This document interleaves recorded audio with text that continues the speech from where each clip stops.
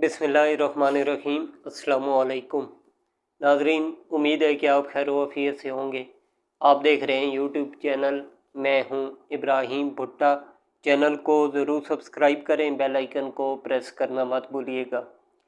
Video को like और share ज़रूर कीजिए, कमेंट सेक्शन में अपनी राय ज़रूर दीजिए। आज हम सबसे पहले बात करेंगे कि इमरान खान साहब शदीद गुस्से में हैं रावलपिंडी के एहतजाज के हवाले से। और आज की जो खबर है वो ये है कि कल अडयाला जेल में इमरान खान साहब से मुलाकात की आज़म सवाती साहब ने। तो इमरान खान साहब ने इस एहतजाज के बारे में जो मौक़िफ़ दिया, खान साहब ने कहा कि जो उस पूरी बात का जो टाइटल है वो ये था कि बैरिस्टर गौर बुज़दिल आदमी है, उसे फारिग करें। इमरान खान पिंडी एहतजाज ख़त्म करने पर शदीद बरहम। इमरान खान साहब ने पिंडी में एहतजाज ख़त्म करने पर पीटीआई की क़यादत पर शदीद गुस्से का इज़हार किया और बैरिस्टर गौर को पार्टी चेयरमैन के ओहदे से हटाने का भी हुक्म दिया। अडयाला जेल में पाकिस्तान तहरीक इंसाफ के रहनुमाओं से इमरान खान साहब ने गुफ्तगू की तो खान साहब ने सवाल किया कि एहतजाज मौखर करने का फ़ैसला किसका था, जिस पर आज़म सवाती ने बताया कि चेयरमैन पाकिस्तान तहरीक इंसाफ बैरिस्टर गौर ने एहतजाज मौखर करने की कॉल दी थी। आज़म सवाती ने इस मामले पर इमरान खान साहब को ब्रीफिंग देते हुए ये बताया कि हमारा एहतजाज बड़ा ज़बरदस्त था, लोगों ने मज़म्मत की और लोग शाम तक लड़ते रहे। जिस पर इमरान खान साहब ने उनसे पूछा कि अगर एहतजाज कामयाब था तो मौखर क्यों किया गया। आज़म सवाती का जवाब सुनकर खान साहब ने बरहमी का इज़हार किया और हुक्म दिया कि बैरिस्टर गौर बुज़दिल आदमी है, उसे फारिग करें। दौरान ब्रीफिंग खान साहब ने आज़म सवाती पर भी बरहमी का इज़हार किया और उनसे पूछा कि क्या आपको यहाँ सफाइयाँ देने के लिए भेजा गया है। इमरान खान ने पार्टी रहनुमाओं को हदायत की कि अगले जुम्मे को डी चौक पर एहतजाज की कॉल दें।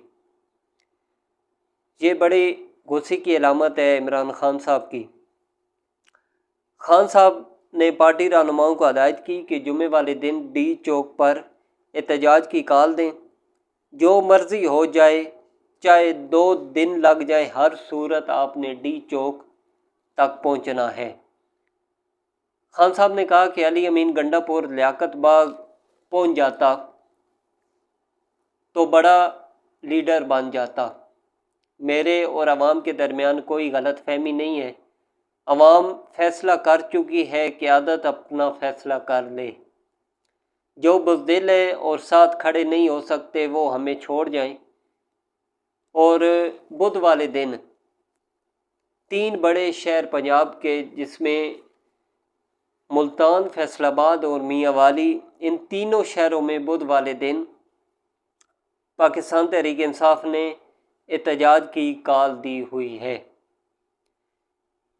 इससे आगे बात करेंगे सुप्रीम कोर्ट के हवाले से कि सुप्रीम कोर्ट में आर्टिकल 63A की नज़रसानी की अपीलों के हवाले से, और ये वही आर्टिकल 63A है जिसमें यह कहा जा रहा है कि हुकूमत इसमें भी तब्दीलियां करना चाह रही है। और ये ख़बर ये आ रही थी कि जस्टिस मुनीब अख्तर इस बेंच में शामिल नहीं होंगे। उन्होंने बहुत ही स्मार्ट प्ले किया कि, और इनका ये ख्याल था कि वो आएंगे और वो बेंच में बैठने से इनकार करेंगे और कहेंगे कि आप अपना बेंच कोई और बना लें, मैं नहीं सुनूंगा। लेकिन उन्होंने ऐसा नहीं किया। उन्होंने बेंच में बैठने से माजरत नहीं की, बल्कि सिर्फ ये कहा कि मुझे बेंच का हिस्सा बनने पर कोई एतराज़ नहीं है, लेकिन आपने जिस प्रैक्टिस एंड प्रोसीजर कमेटी के तहत ये बेंच बनाया है उसका तरीक़ाकार ठीक नहीं था। اس دن جسٹس منصور علی شاہ صاحب ایبسینٹ تھے، تو آپ نے ان کی غیر موجودگی میں یہ بینچ تشکیل دیا، اور مجھے اس پر اعتراض ہے۔ جسٹس منیب اختر صاحب نے آج یہ جو ساری باتیں کی، انہوں نے عدالت میں آ کر نہیں کی، بلکہ انہوں نے رجسٹرار کو خط لکھ دیا، اور یہ خط کافی سخت تھا۔ قاضی صاحب کو رجسٹرار نے جب یہ خط دیا تو قاضی صاحب یہ خط لے کر کمرہ عدالت میں تو بیٹھ گئے، لیکن انہوں نے اس خط کے مندرجات پڑھ کر نہیں سنائے، بلکہ اس خط کا ایک چھوٹا سا خلاصہ انہوں نے پڑھ کر بتا دیا۔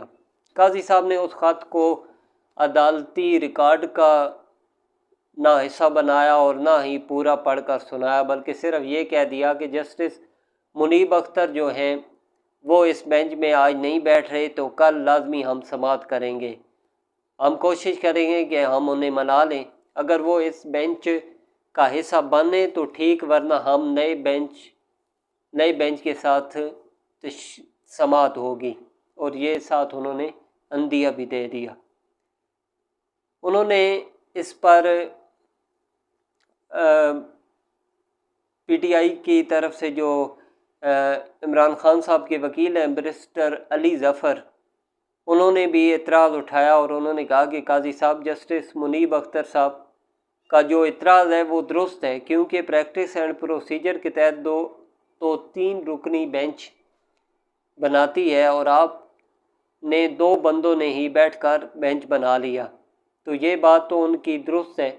اس پر پھر قاضی صاحب نے کچھ نہیں کہا، انہوں نے کہا کہ ہم کوشش کرتے ہیں کہ جسٹس منیب اختر کو اپنے ساتھ شامل کر لیں، اب دیکھتے ہیں کہ یہ کیا ہوتا ہے۔ ایک اور خبر یہ ہے کہ کل عمران خان صاحب اور بشرا بی بی کی درخواست ضمانت پر اسپیشل جج سینٹرل شاہ رخ اجمل نے اڈیالہ جیل میں سماعت کی، اور وہاں پر ایف آئی اے کی طرف سے ذوالفقار عباس نقوی اپنی ٹیم کے ساتھ پیش ہوئے۔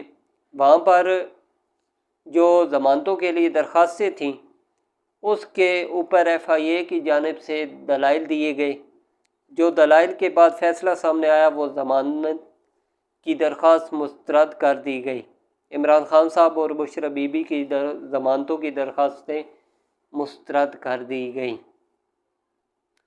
دوسرا ایک اور خبر جو ڈی جی آئی ایس آئی کے حوالے سے کہ نئے D G I S I lieutenant general Asim Malik صاحب، انہوں نے اپنے ڈی جی آئی ایس آئی کا عہدہ باقاعدہ طور پر سنبھال لیا ہے، اور لیفٹیننٹ جنرل ندیم انجم ان کا جو دور ہے وہ اب ختم ہوا ہے۔ ایک اور فیک نیوز بھی چل رہی تھی کہ جنرل آصف غفور صاحب جو عمران خان صاحب کے دور میں D G I S P R تھے وہ ریٹائرڈ ہو گئے ہیں۔ یہ ایک بالکل غلط خبر ہے، اور یہ ایک فیک نیوز تھی۔ ایک اور فیک نیوز چل رہی تھی، وہ یہ تھی کہ شیر افضل مروت صاحب کی والدہ کے حوالے سے کہ ان کا انتقال ہو گیا ہے، یہ بھی ایک فیک نیوز ہے، بلکہ اس پر شیر افضل مروت صاحب کو پھر ٹویٹ بھی کرنا پڑا۔ وہ اللہ کے کرم سے بالکل ٹھیک ہے۔ آج تک اتنا ہی، اپنا خیال رکھیے گا، اجازت دیجیے، اللہ حافظ۔